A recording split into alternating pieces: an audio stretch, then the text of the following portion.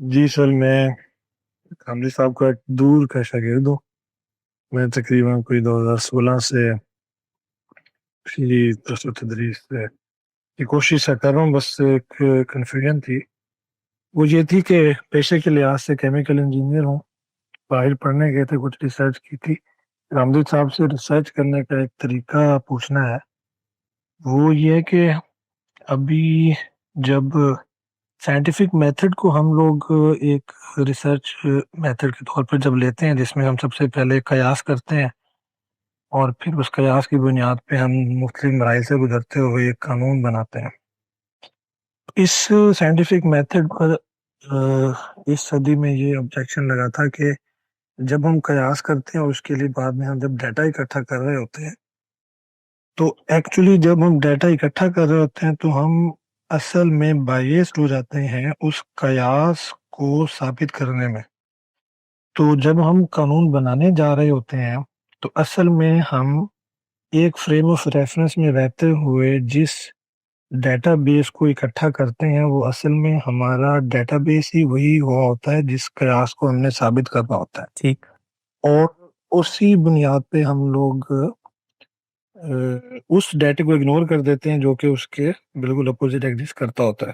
دین میں جب ہم لوگ یہ ریسرچ کر رہے ہوتے ہیں جس میں مختلف ہم لوگ زاویے بناتے ہیں، تو اس میں ہمیں کیسے اس کو چلنا چاہیے؟ جی شکریہ۔ واضح۔ یہ انسان کی کمزوری ہے، اور ایک سچے طالب علم کو اصل میں اسی کمزوری پر قابو پانا ہوتا ہے، یعنی وہ اپنے آپ کو دیانتداری سے سچا طالب علم بنائے۔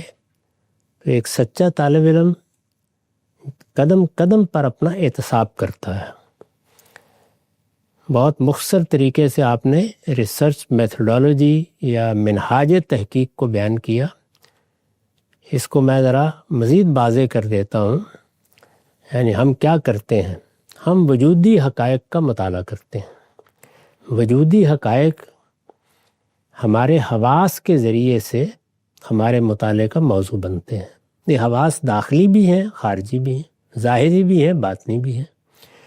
یہ حواس ادراک پیدا کرتے ہیں، یعنی ان کو یہ صلاحیت دی گئی ہے کہ یہ چیزوں میں تمیز پیدا کر دیتے ہیں۔ عقل فیصلہ کرتی ہے اور اس کے بعد وہ ادراک ہمارا فہم بن جاتا ہے۔ یہ وجودی حقائق کا مطالعہ ہے۔ اس میں کبھی ہم ظاہر کا مطالعہ کرتے ہیں، کبھی ان میں کار فرما قوانین کا مطالعہ کرتے ہیں۔ یہ سب کچھ مشاہدے میں آ رہا ہوتا ہے۔ اس کے لیے مشاہدہ ہی ضروری ہے۔ اس میں کوئی مفروضہ نہیں قائم کیا جاتا، بلکہ وجود کا مطالعہ کیا جاتا ہے کہ وہ کس طریقے سے کام کر رہا ہے۔ تو جب آپ ان حقائق کو اکٹھا کر لیتے ہیں تو اب آپ اس معلوم سے نامعلوم کو قیاس کرتے ہیں۔ اس میں ظاہر ہے کہ 1 2 4 بعض اوقات 10 امکانات پیدا ہو جاتے ہیں۔ وہ جتنے زیادہ امکانات ہوں گے اتنی زیادہ آپ کی تحقیق وسیع ہوگی۔ اس سے پھر مفروضے بنائے جاتے ہیں۔ ان مفروضات کے لیے شواہد جمع کیے جاتے ہیں، جس مرحلے کی طرف آپ نے اشارہ کیا۔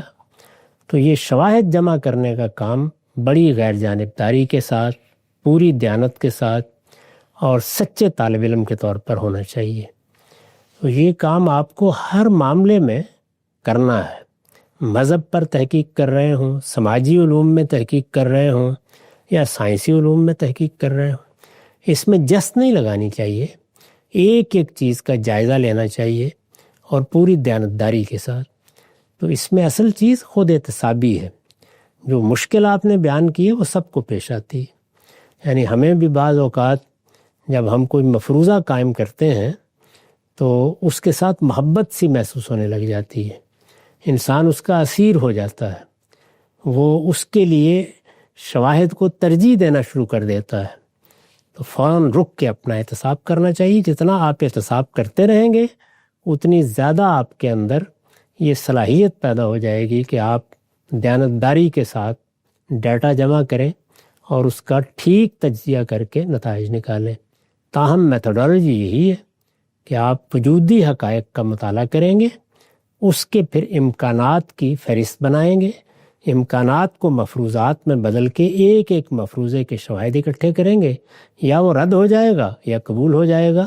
سارا علم اسی طریقے سے پیدا ہوتا ہے. اس کے علاوہ کوئی راستہ انسان کے پاس نہیں ہے اور اس میں بہرحال تعصبات اس کے لیے پاؤں کی زنجیر بنتے ہیں. ٹھیک، بالکل واضح ہوئی بات. ہم سے اس میں ایک چھوٹا سا آپ اضافہ اگر فرمائیں کہ یہ عمل تو ہوتا ہے فطری طور پہ ہر انسان کے ساتھ کہ وہ کوئی نہ کوئی تاثر لے کے آگے بڑھتا ہے تحقیق کے لیے. اس میں جو سب سے اہم مرحلہ ہوتا ہے کہ جب کوئی دوسرا نشاندہی کرے اس کو کہ یہ جو تم کام کر رہے ہو یہ تم تعصب کی بنیاد پہ کر رہے ہو یا اس کو اگنور کرو، تو اس موقع پہ ہمیشہ زندہ و بیدار کوئی تنقیدی عمل جیسے ہی اس کے کام پر شروع ہو اس کو پوری توجہ سے سنیں تاکہ اس کے تعصبات اگر کہیں ان انٹینشنلی بھی پیدا ہو گئے تو وہ دور ہو سکیں.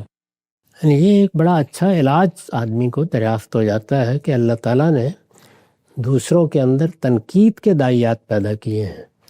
تو وہ آپ سائنس پہ کام کر رہے ہوں، مذہب پہ کام کر رہے ہوں، گرد و پیش سے تنقید ہوتی ہے تو اس کا خندہ پیشانی سے استقبال کرنا چاہیے. وہ آپ کی مدد کی جا رہی ہے، آپ کو کسی خلا کی طرف، کسی جست کی طرف توجہ دلائی جا رہی ہے. آپ نے کسی چیز کو نظر انداز کر دیا ہے، دوسرا وہ آپ کے سامنے لا رہا ہے.